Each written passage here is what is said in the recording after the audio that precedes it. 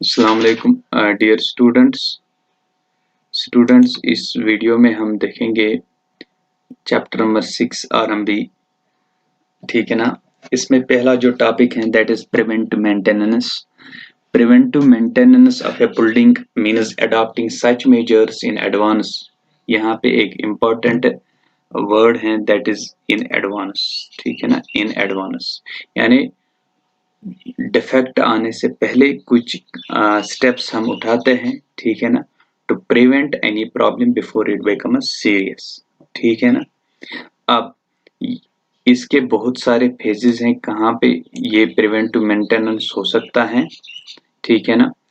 During design phase by following standard design criteria and selecting good quality materials। यानी ये कहता है कि जो आपका डिजाइन फेज है वहां पे आपने क्या करना है, डिजाइन क्राइटेरिया फॉलो करना है।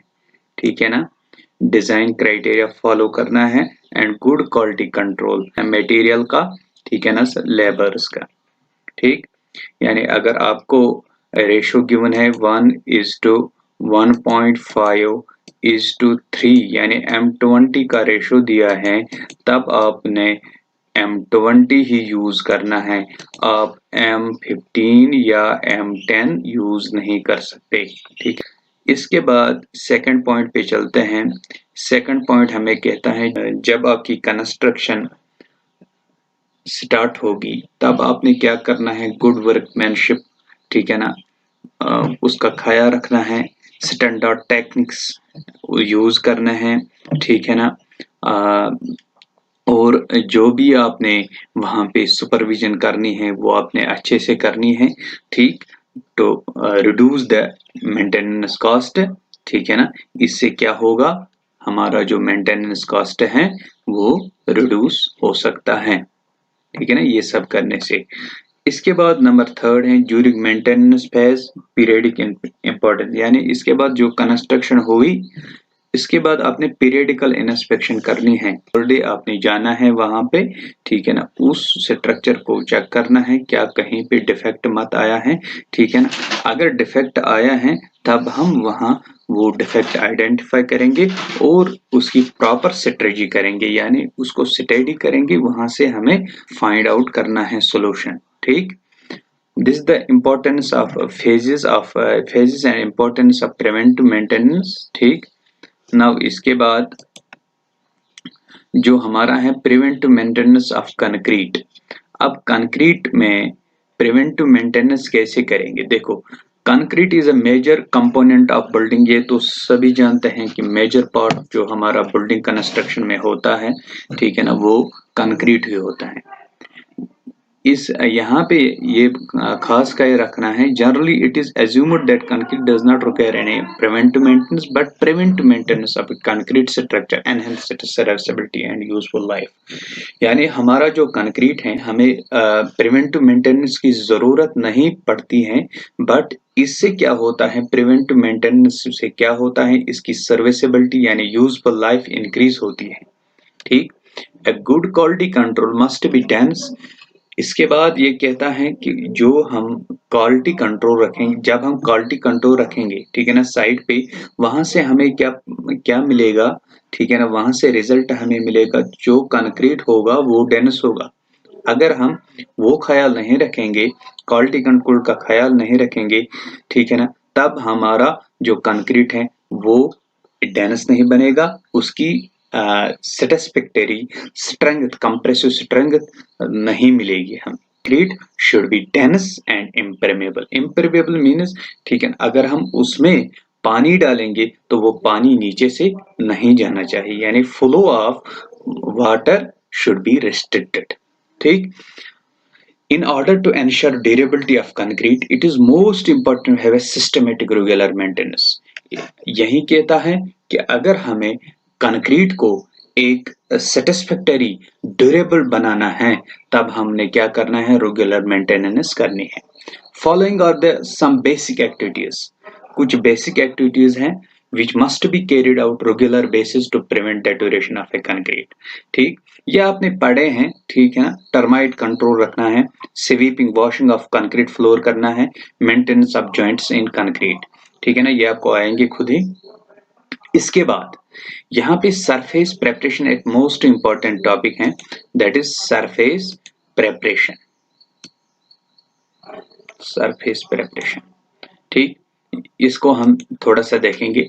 देखो, फर्स्ट ऑफ ऑल हमने क्या चेक करना है यहाँ पे, जो हम सरफेस प्रेपरेशन फॉर रिपेयर्स, अगर कहीं पे डिफेक्ट आया, ठीक है ना, हमारा फ्लोर या कोई भी सरफेस यानी खस्ता हाल हो गई है, उसमें मेंटेनेंस करनी जरूरी है, आपने ये चेक किया, ठीक है ना, उसमें मेंटेनेंस करनी जरूरी है, तब आप क्या करोगे, पहला स्टेप होगा सरफेस प्रिपरेशन का। यानी जो सरफेस, जिस सरफेस को आपने रिपेयर करना है, उस सरफेस को आपने पहले प्रिपेयर करना है फॉर रिपेयरिंग वर्क, ठीक है ना। उस सरफेस में जो कंटेनमेंट्स होंगे, यानी ऑयल हो सकता है, ग्रीस हो सकता है, ठीक है ना, फ्लोरेसेंस हो सकता है, डस्ट, ठीक है ना, गम भी हो सकता है, these are all known as containments. ये सीरियस प्रॉब्लम क्रिएट करते हैं, ठीक है ना, किसमें, फ्लोर में या कंक्रीट में, ठीक है ना। ये सीरियस प्रॉब्लम्स क्रिएट करते हैं कंक्रीट में, ठीक। अब इन कंटेनमेंट्स को हमने, ठीक है, निकालना है, ठीक है ना। सरफेस प्रिपरेशन उसी को हम कहते हैं, ठीक है ना। अगर ऑयल सरफेस पे होगा, फ्लोरेसेंस होगी, ठीक है ना, ठीक है ना, डस्ट होगा, तो वो हमने वहां से उठाना है। उसको उठाने के लिए हमारे पास मेथड्स लगे हैं। अब जो नेक्स्ट टॉपिक है, that is different methods of surface preparation. आपके पास उस सरफेस प्रिपेयर के लिए आप एसिड इचिंग कर सकते हो, केमिकल क्लीनिंग कर सकते हो, सैंड ब्लास्टिंग, जो बहुत सारे 6 है हमारे पास यहाँ पे। एसिड इचिंग का देखेंगे। एसिड इचिंग में क्या है, this technique is used for preparing concrete surface for repair so that repair can be applied successfully. अगर किसी सरफेस को आपने रिपेयर करना होगा, तब आप क्या कर सकते हो, आप म्यूरेटिक एसिड उस पे छिड़क सकते हो, ठीक है ना। यानी आपने क्या करना है, म्यूरेटिक एसिड एक होता है, ठीक है ना, यानी डाइल्यूटेड एसिड आपने उस पे प्लेस करना है, ठीक। एंड ब्रोमोड अंटिल बबलिंग सीजेस, अपने ब्रश से उसको फैलाना है तब तक, जब तक ना हमारी जो बबलिंग होगी उसमें वो बंद ना हो जाए, ठीक। इसके बाद जब आपने ये किया, उसके बाद आपने क्लीन वाटर लाना है, ठीक है ना, उससे उस सरफेस को फ्लश करना है। अगर आपने ये ख्याल भी रखना है कि जिस एरिया की आप ये प्रिपरेशन कर रहे हो, एसिडिक इचिंग यानी म्यूरेटिक एसिड अप्लाई कर रहे हो, उस एरिया के लिए वेंटिलेशन जरूरी है, ठीक। Now second is chemical cleaning. Chemical cleaning में क्या है, हम क्या करते हैं, solution of hot water solution of trisodium phosphate, ठीक है ना, यूज कर सकते हैं, या डिटर्जेंट यूज कर सकते हैं, ठीक, to remove the containments from the concrete surface. Dust होगा, ठीक है ना, ऑयल होगा, ठीक है ना, या फ्लोरेसेंस होगी, ठीक है ना। उस फ्लोरेसेंस या डस्ट को रिमूव करने के लिए आपने डिटर्जेंट या hot water solution of trisodium phosphate use करना होगा। Now third one is sand blasting. Sand blasting में क्या है, in this method of surface preparation fine aggregate abrasive propelled by clean compressed air।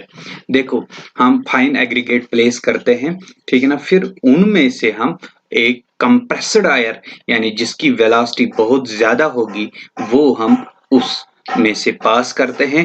जो भी डस्ट होगा, ठीक है ना, ठीक, अगर डस्ट होगा सरफेस पे तो वो डस्ट फ्री होगा, जो भी फाइनल्स होंगे, कंटेनमेंट्स होंगे, ठीक है ना, वो वहां से निकल जाएंगे, तो हम हमारे जो सरफेस है वो रिपेयर मटेरियल के लिए तैयार हो जाएगी।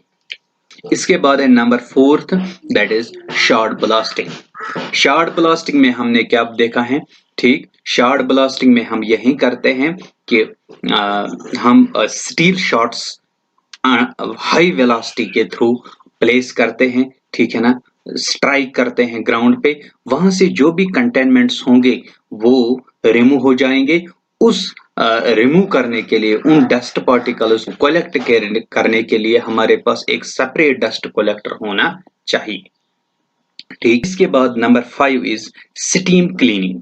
स्टीम क्लीनिंग में क्या है, हम high speed high velocity steam apply करते हैं सरफेस पे, वहां से हमारी जो सरफेस होगी वो क्लीन हो सकती है।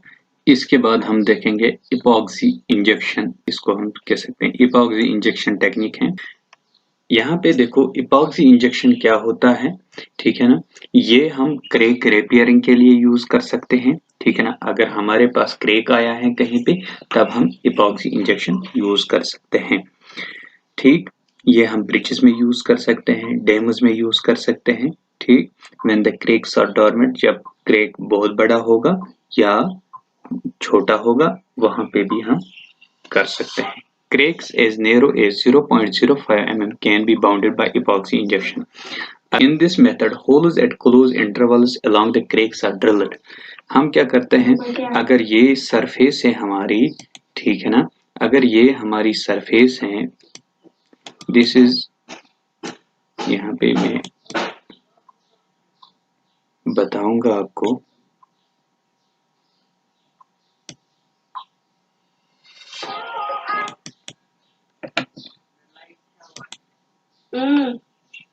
ठीक है ना, ये इसमें क्रैक आया है।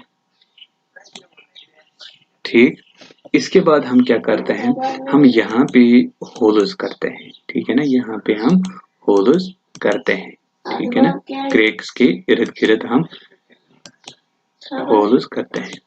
ठीक, इसके बाद हम क्या कहते हैं, epoxy under pressure is injected to seal the cracks. ठीक, इसके बाद हम यहाँ पे हम इंजेक्ट करते हैं, यानी इपॉक्सी जो उसमें मटेरियल होगा वो हम कर सकते हैं रेजिन, उसको हम RESIN, ठीक है ना, रेजिन बोलते हैं, ठीक है ना, ये एक मटेरियल होता है, या हम ग्राउट भी हम इसमें अंडर हाई प्रेशर यूज कर सकते हैं। ठीक, ये हम ज्यादा वहां पे यूज नहीं करते हैं जहां पे लीकेज होगा, ठीक है ना, जो मॉइस्ट सरफेस होगी उसमें इफेक्ट कम होता है इपॉक्सी इंजेक्शन का। ठीक, अब इसमें हमने बेसिक स्टेप्स याद रखने हैं, ठीक है ना, वो यहाँ पे गिवन नहीं है, मैं थोड़ा सा आपको बताऊंगा, यहाँ से वॉइस आप सुन लीजिए और लिख लीजिए आप। ठीक, फर्स्ट वन इज, हमारा जो पहला स्टेप है that is preparation of crack, ठीक है ना, जो आपकी सरफेस में क्रैक आया है, ठीक है ना, उसको हमने प्रिपेयर करना है। क्या प्रिपेयर करना है, जो उसमें मिट्टी विट्टी होगी वो आपने वहां से निकालना है, जो भी कंटेनमेंट्स होंगे वो आपने वहां से निकालना है, यानी क्रैक आपने साफ करना है। उसके बाद हम क्या करते हैं, होल्स ड्रिल करते हैं, ठीक है ना, जो मैंने अभी आपको बताया, होल्स ड्रिल करने हैं आपने इसमें। ठीक, इसके बाद आपने क्या करना है, सरफेस सीलिंग ऑफ क्रैक्स, जो क्रैक्स हैं उसमें क्या करना है, सील द सरफेस, यानी सरफेस जो होगी क्रैक सरफेस आपने उसको सील करना है। ठीक, इसके बाद आपने क्या करना है, फिक्सिंग ऑफ इंजेक्शन पोर्ट्स, जो आपके इंजेक्शन नीडल्स होंगे, नोजल्स होंगे, वो आपने इसमें फिक्स करना है। ठीक, इसके बाद आपने क्या करना है, जो आपने पोर्ट्स नीडल्स लगाए, अब उसके बाद आपने रेजिन तैयार यानी मटेरियल तैयार करना है जो इसमें आप, ठीक है ना, प्लेस करोगे।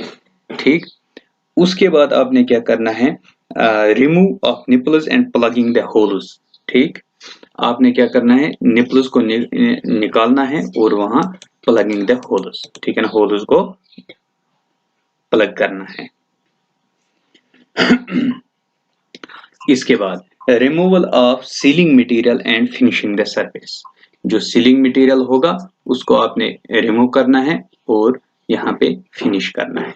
ठीक, this was the step wise procedure for this epoxy injection technique. ठीक, अब सेकंड पे चलते हैं, यहाँ पे देखो grooving and sealing. Grooving and sealing में क्या होता है, grooving means routing and sealing is the most common method for a crack repair. This grooving and sealing method में क्या है, this method is applied for the cracks that are dormant, ठीक है ना, जो नॉन एक्टिव क्रैक्स होंगे, जो means active नहीं है, जो अभी बढ़ते नहीं है, ठीक है ना, जो कांस्टेंट क्रेक्स हैं, क्रेक आया है अब वो आगे बढ़ता नहीं है, and of no structural significance, यानी स्ट्रक्चरल फेलियर वो नहीं कर सकता है, स्ट्रक्चरल सिग्निफिकेंस उसमें है ही नहीं। This method involves enlarging the crack. अब इसमें हम क्या कहते हैं, ये देखो, this the original crack, this the original crack. इसके बाद हम क्या करते हैं, रोटिंग या ग्राउटिंग, मीन्स हम क्या कहते हैं, यहाँ पे इसकी विड्थ हम इंक्रीज करते हैं, क्रेक की विड्थ हम इंक्रीज करते हैं, ठीक है ना, कुछ यानी वी शेप्ड बनाते हैं हम यहाँ पे, ठीक है ना। उसके बाद हम क्या करते हैं, इसमें एयर ब्लोज करते हैं ताकि जो इसमें कंटेनमेंट्स होंगे वो बाहर निकलेंगे, ठीक। अब उसके बाद क्या हम करते हैं, यहाँ पे हम प्लेस करते हैं सीलेंट, ठीक है ना, जो भी मटेरियल होगा, ठीक है ना, वहां पे यहाँ पे हम सीलेंट यूज कर सकते हैं। This is the crack repair method, ठीक है ना, इसको हम बोलते हैं ग्राउंड एंड सीलिंग। अब इसमें क्या है, इसमें हम एनलार्ज्ड क्रैक्स भी कर सकते हैं, ठीक है ना, चाहे छोटे हो या बड़े हो, ठीक है ना, वो हम इसमें कर सकते हैं। देखो, अब जो ये हमने यहाँ पे सीलेंट डाला, ठीक है ना, इसमें जो हमने यहाँ पे सीलेंट प्लेस किया, यहाँ पे देख सकते हो आप, ये जो सीलेंट है ये क्या करेगा, इस पानी को, जो पानी इस पे पड़ जाएगा ये अंदर नहीं घुसेगा, ठीक है ना, क्योंकि इसमें जो रेनफोर्समेंट हमने डाला है, ठीक है ना, अगर ये पानी अंदर गया तो ये इस रेनफोर्समेंट को करोड कर सकता है, ठीक, ठीक ना। इसके बाद stitching of cracks, third is stitching of cracks. Stitching of cracks में क्या है, ठीक, stitching is the simplest cost effective technique for restoring the tensile strength of cracked concrete. अगर कोई क्रैक्ड कंक्रीट है उसकी हम रेस्टोरेशन ऑफ टेंसाइल स्ट्रेंथ करेंगे, ठीक है ना, उसकी टेंसाइल स्ट्रेंथ, ठीक है ना, दोबारा से लाएंगे वापस। This method involves drilling holes on both sides of crack. ये जो क्रैक है यहाँ पे जो क्रैक है, हम क्या करते हैं, होल्स ड्रिल करते हैं both the sides of cracks, along the both the sides of cracks, cleaning the holes and arranging the legs of stitching dogs U-shaped metal links with short legs। हम क्या करते हैं, उसमें स्टिचिंग करते हैं, stitching यानी मेटल रॉड्स हम लाते हैं in the shape U shaped, ठीक है ना, यानी बेंड करते हैं, एंड पे एनकरेजिंग देते हैं ताकि ये अंदर जाएगा, ठीक है ना, बॉन्ड भी बन जाएगा, ठीक। In case of flexural member, the stitching is done on tension phase, ठीक। अगर देखो ये जो अगर सिंपली सपोर्टेड बीम होगा, ठीक है ना, सिंपली सपोर्टेड बीम होगा, तब आप जानते होंगे, अगर सिंपली सपोर्टेड बीम होगा ना, तब आप क्या जानते हो, जो टेंशन फेस होता है वो नीचे की तरफ होता है, एंड जो कंप्रेशन फेस होता है वो ऊपर की तरफ होता है। अब जो हम इसमें सीलेंट करेंगे, ये स्टिचिंग करेंगे, वो हम नॉर्मली टेंशन साइड पे ही करते हैं, ठीक।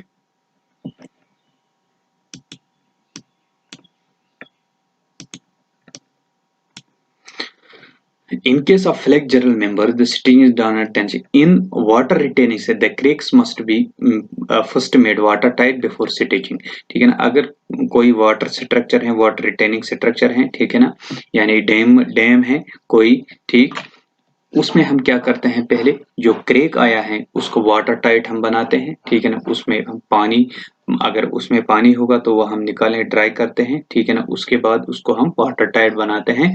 The cracked slab can be repaired by this technique. अगर स्लैब क्रेक्ड है तो हम ये मेथड यूज कर सकते हैं।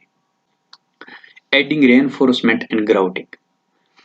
Number 4 is adding reinforcement and grout. अब देखो, इसमें हम क्या करते हैं, the crack reinforcement concrete member can be successfully repaired by inserting additional reinforcement bars, ठीक है ना। देखो अब यहाँ पे मैं समझाता हूँ आपको, ठीक। अगर ये क्रेक आया है इस मेंबर में ये क्रेक है, हम क्या करते हैं, हम इसको प्रिपेयर करते हैं, इसको फिल करते हैं, ठीक है ना, अंडर जो सप्लीमेंट हमने पढ़ा है इपॉक्सी इंजेक्शन टेक्निक उससे। उसके बाद इसके राइट एंगल पे, इसके बराबर राइट एंगल पे हम क्या करते हैं, ड्रिल होल्स करते हैं, ठीक, ड्रिल होल्स करते हैं एट एन राइट एंगल, ठीक, ऐसे इस साइड भी इस साइड भी। उसके बाद हम क्या करते हैं, इन ड्रिल्स होल्स में हम प्लेस करते हैं स्टील रॉड्स यानी रेनफोर्समेंट, ठीक। रेनफोर्समेंट उसका डाया कितना होगा, उसका डाया हम रखते हैं नॉर्मली 12 to 16 mm, ठीक। ये नॉर्मली क्या होना चाहिए, 500 mm एक एंड से एक्सटेंड होना चाहिए और दूसरे एंड से भी एक्सटेंड होना चाहिए।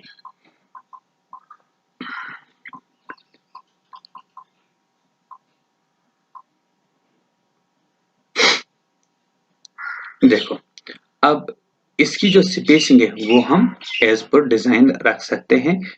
नाउ इसके बाद flexible sealing by sealants, this is the most important sealant for non dormant cracks यानी जो एक्टिव होंगे वहां पे हम इसको यूज कर सकते हैं, ठीक है ना। इसमें क्या है, इसमें हम पहले क्रैक को प्रिपेयर करते हैं, ठीक है ना, वाटर जेट से या सैंड ब्लास्ट से, ठीक। इसके बाद and filled with suitable field moulded flexible sealant, इसके बाद जो फील्ड पे हम बनाते हैं सीलेंट मटेरियल, ठीक है ना, बनाएंगे, ठीक है ना, ग्राउंड बनाएंगे, वो हम इस क्रैक में फिल करेंगे। द स्लॉट और groove for the sealant should have a suitable width and shape for the expected movement, ठीक है ना। उस जो क्रैक है, ठीक है ना, उसको भी हमने एक्सटेंड करना है, ठीक है ना, यानी काटना है वहां से ताकि हम डिजायर्ड सीलेंट उसमें भर सकते हैं। The bond breaker in the form of polythene strip should be provided at the bottom of the slot, provide करते हैं पॉलीथीन स्ट्रिप एक लगाते हैं, ठीक है ना, उसके स्लॉट के नीचे, ठीक है ना, वो हमें क्या करता है, is allowed to sealant to change shape without stress concentration at the bottom, क्योंकि हम यहाँ पे क्या करते हैं, हम इसकी जो शेप है वो चेंज करते हैं, ठीक है ना, उसकी वजह से बॉटम में स्ट्रेस कंसंट्रेशन आएगा, उस स्ट्रेस कंसंट्रेशन को खत्म करने के लिए हम यहाँ पे ये पॉलीथीन स्ट्रिप प्रोवाइड करते हैं, ठीक। This was the today's lecture, ठीक है ना। आगे हम इसको फिर कंटिन्यू करेंगे, ये चैप्टर हम कंप्लीट करेंगे इंशाल्लाह। ओके, अल्लाह हाफिज।